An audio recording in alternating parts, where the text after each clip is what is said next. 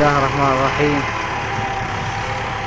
27/9/2013 قامت كتيبة بلال الحبشي التابعة للواء المتحدين بالله في ريف حماة الشرقي بإلقاء القبض على مجموعة من بائعي المخدرات، وتم إلقاء القبض عليهم بحمد الله تعالى. والآن نقوم بنزع المخدرات التي زرعت لم تحترق معنا، التي لم تحرق. الله أكبر والعزة لله.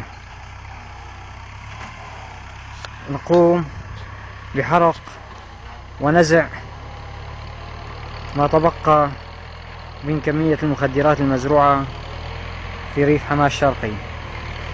الله أكبر والعزة لله.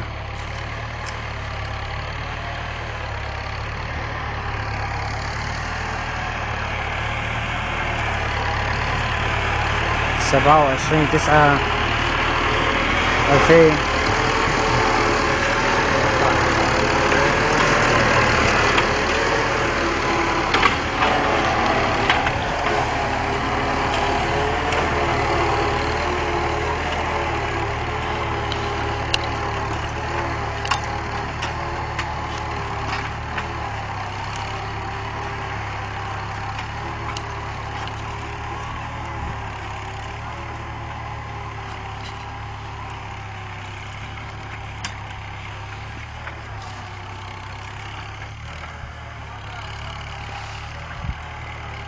الله أكبر والعزة لله. قامت كتيبة بلال الحبشي بإلقاء القبض على بائعي المخدرات في ريف حماة الشرقي،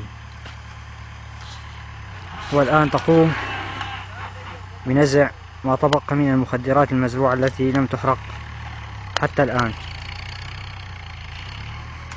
كونها خضراء. كمية هائلة من المخدرات